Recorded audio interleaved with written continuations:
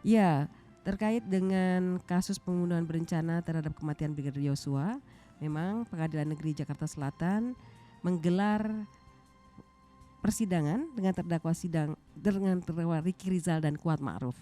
Sidang hari ini menghadirkan saksi meringankan dari Ricky Rizal dan Kuat Ma'ruf. Untuk selengkapnya kita akan bergabung dengan jurnalis MGN Valerie Budianto. Valerie, sejauh ini apa hal yang menarik dari fakta-fakta persidangan yang sudah berlangsung sejak pagi tadi? Baik, sudah tadi kami sudah melihat bagaimana kelangsungan dari dua persidangan terhadap dua terdakwa kasus pembunuhan berencana Verdi Sambo. Yang pertama adalah terhadap terdakwa Ricky Rizal, yang kedua adalah terhadap terdakwa Kuat Ma'ruf, di mana pemeriksaan memang pertama kali dilakukan terhadap terdakwa Kuat Ma'ruf terlebih dahulu.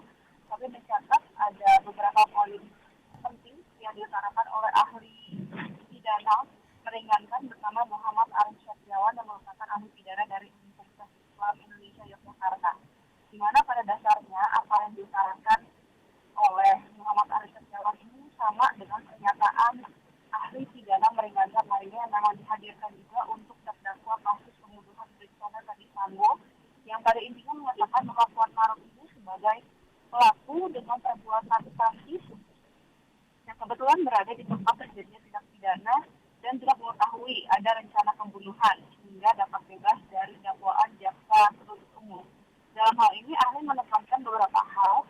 Yang pertama, motif seseorang untuk melakukan suatu tindak pidana harus dibuktikan dan motif menjadi dasar untuk menentukan ancaman pidana seorang terdakwa. Kemudian juga ahli ada tiga unsur dari pasal 340 dan juga 338 KUHP yang harus dipenuhi manakala ingin menjerat seorang dengan kedua pasal tersebut, di mana pertama harus ada kehendak untuk melakukan perbuatan yang diputuskan dalam suasana tenang. Kemudian yang kedua ada waktu yang cukup bagi pelaku untuk merenung. Dan yang ketiga, pelaksanaan kehendak juga harus dilakukan dalam suasana tenang. Sehingga disebutkan oleh kuasa hukum usai pertanyaan-pertanyaan pada ahli bahwa dakwaan JPU yang mendakwa Kuat Ma'ruf dengan pasal 340 maupun 338 adalah tidak tepat. Kemudian ahli juga menyatakan syarat-syarat agar seseorang bisa dijerat dengan pasal 55 KUHP adalah harus terpenuhinya kesamaan kehendak yang sama untuk mewujudkan delik, atau dalam hal ini berarti adanya meeting of mind antara pelaku dan pidana. Dan jika tidak ada kesepahaman, jika kehendak hanya ada di salah satu pihak, maka pihak lainnya tidak bisa dijerat dengan pasal 55.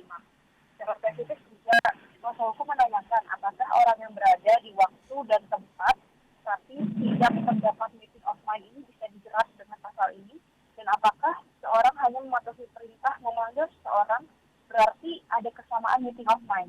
Lalu direspon oleh ahli bahwa hal tersebut tergantung apakah orang tersebut memiliki kesepahaman atau tidak dengan pelaku tindak pidana.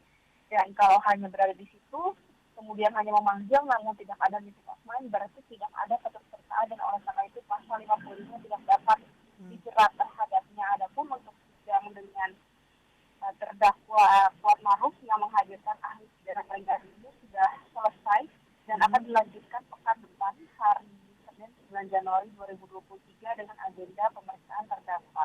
Itu untuk terdakwa Kuat Ma'ruf. Kemudian juga untuk terdakwa Ricky Rizal menghadirkan satu ahli psikologi forensik meringankan yang bernama Nathanael yang merupakan ahli psikologi forensik dari Universitas Indonesia. Di mana dalam keterangannya, Nathanael menyatakan bahwa timnya sudah mengumpulkan data dari berbagai sumber terhadap Ricky Rizal dan ada beberapa hal yang disebutkan dalam pemeriksaan forensik tersebut. Yang pertama, Ricky Rizal ini memiliki tingkat kepatuhan yang tinggi, kemudian memiliki kepekaan emosi, regulasi emosi yang tinggi, dan tidak ditemukannya potensi agresivitas. Kemudian juga ada beberapa pertanyaan yang sempat ditanyakan oleh pihak kuasa hukum terhadap ahli Nathanael ini. Yang pertama adalah ketika Ricky Rizal mengamankan senjata di Magelang, apakah hal tersebut merupakan tindakan yang positif atau tidak? Kemudian dijelaskan oleh ahli bahwa tindakan tersebut merupakan upaya dari Ricky Rizal untuk memitigasi risiko untuk mengantisipasi lebih lanjut dengan mengamankan senjata. Kemudian juga ditanya mengenai peristiwa di Saguling ketika Verdi Sambo meminta Ricky Rizal untuk menembak, di mana Ricky Rizal ini mampu untuk menolak. Disebutkan oleh ahli bahwa kemampuan untuk menolak ini juga karena Ricky Rizal sadar akan adanya potensi konflik, kemudian adanya energi negatif, dan adanya high power distance antara Verdi Sambo dengan ajudannya. Terakhir juga sempat ditanya secara spesifik mengenai perintah menembak, di mana kita ketahui bahwa Ricky Rizal ini merupakan satu-satunya terdakwa yang menolak perintah dari Verdi Sambo untuk menembak Brigadir Yosua. Dan ahli menyatakan bahwa Ricky Rizal ini keberanian untuk menolak karena ia sadar bahwa untuk menembak pertama merupakan hal yang di luar kompetensinya sebagai ajudan dari Verdi Sambo, dan ia juga merasakan energi negatif hingga akhirnya memutuskan untuk menolak perintah tersebut. Baik, itu fakta-fakta yang berlangsung hingga siang ini. Artinya apakah persidangan ini akan terus berlangsung sampai nanti, masih akan ada agenda sampai malam nanti?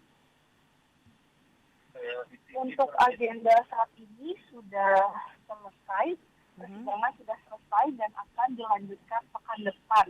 Untuk diketahui esok hari akan ada agenda juga, yaitu untuk pemeriksaan ahli meringankan atau ADCAJ untuk terdakwa Verdi Sambo dan juga Putri Chandrawati. Sedangkan untuk terdakwa Ricky Rizal dan juga Kuat Maruf akan dilanjutkan pada pemeriksaan pekan depan.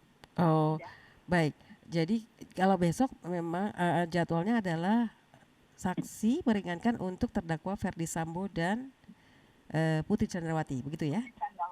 Baik, tentunya menarik untuk tetap diikuti dan masih menjadi pertanyaan juga sampai kapan persidangan ini akan berjalan ya, karena memang masih banyak yang harus digali. Terima kasih Valerie Budianto atas laporan Anda. Selamat beraktivitas kembali.